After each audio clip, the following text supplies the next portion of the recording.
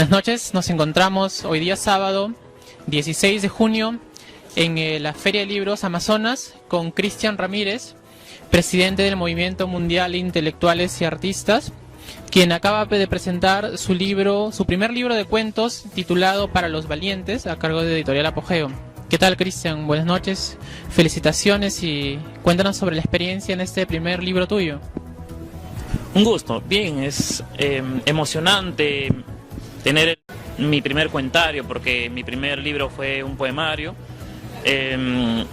Básicamente mis cuentos son escritos a partir de querer dejar la docencia. Yo quise en el año 2017 abandonar la docencia, pero por una enfermedad que tuvo un amigo me dijo reemplázame, y bueno, empecé pues un feo año, un pésimo año, y fue ahí donde tomé el curso de didáctica de la educación y vi el mundo del estudiante de una manera distinta, y pude captar sus problemas no desde dentro, sino desde su entorno, ¿no? Sus padres, la sociedad, cómo los discriminamos, ¿no? Entonces fui tomando más conciencia del ser docente, y ahí es donde nace muchos cuentos para los valientes.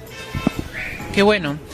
Yo personalmente, te comento, siento bastante gusto de leer cuentos que nos relatan historias de aprendizaje, como dijo uno de los presentadores, en su mayoría personajes adolescentes, niños, porque siempre lo recuerdo a una frase del escritor Henry Miller, ¿no? Que él dice que en el colegio justamente nos pueden haber enseñado mucho sobre personajes de la historia, grandes héroes, pero para nosotros los que nunca vamos a olvidar fueron los chicos que nos dejaron el primer ojo morado, ¿no? Entonces, esos son nuestros digamos, villanos, nuestros héroes a veces también, ¿no? Y tu libro, que según lo que he escuchado, va un poco por ahí, por cuestiones de aprendizaje, de adolescente, de colegios, ¿no? ¿Qué nos puedes contar un poco sobre eso? Sí, e incluso quienes saben que en el libro que lleva el título de Para los Valientes, en ese cuento, menciono como a 8 profesores que me enseñaron, y 8 profesores que aún están en actividad. Me dejaron mucho sobre todo aprendizaje emocional, ¿no?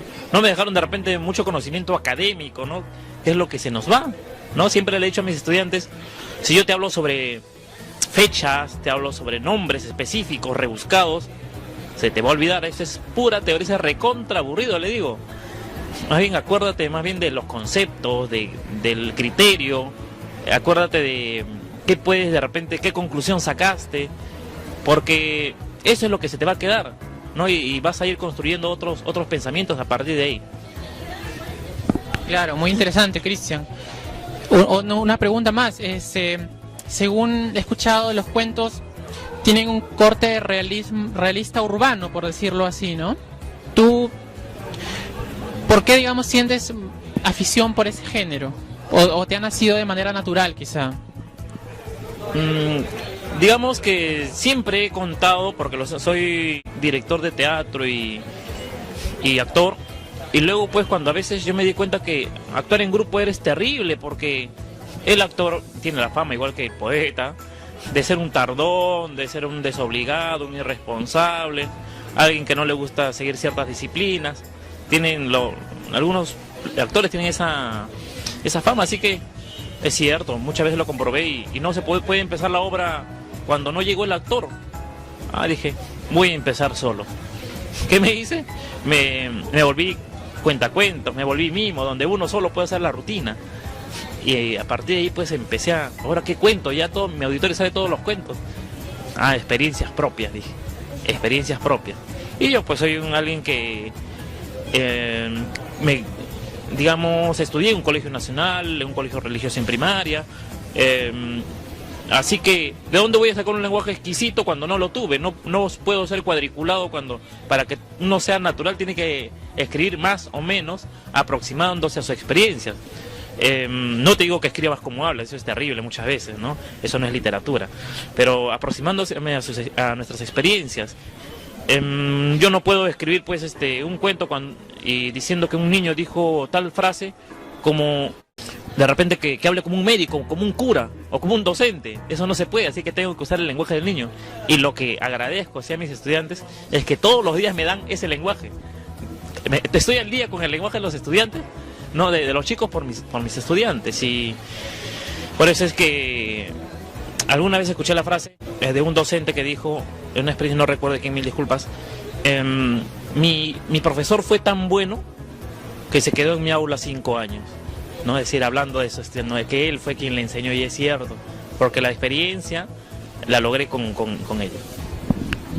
Coméntanos un poco sobre tu trabajo como presidente del Movimiento Mundial de Intelectuales y Artistas. Vemos bastante movimiento en redes sociales para invitar a los sábados culturales, como se ha presenciado el evento de hoy.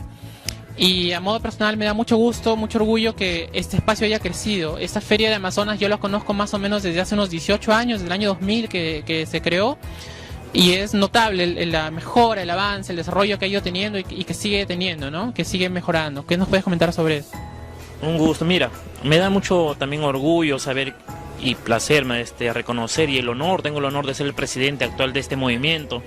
Somos una entidad sin fines de lucro, todos nos dedicamos a distintas actividades y nosotros aportamos a esta institución de nuestro trabajo. Contarles también que los sábados culturales solo es un proyecto de manera permanente y fija aquí en la Feria de Libros Amazonas. Sin embargo, tenemos otros. Tenemos, no sé, creo que un festival por cada mes dedicado de repente al Día Mundial del Medio Ambiente, Día del Niño. Siempre hay un festival dedicado a algo específico.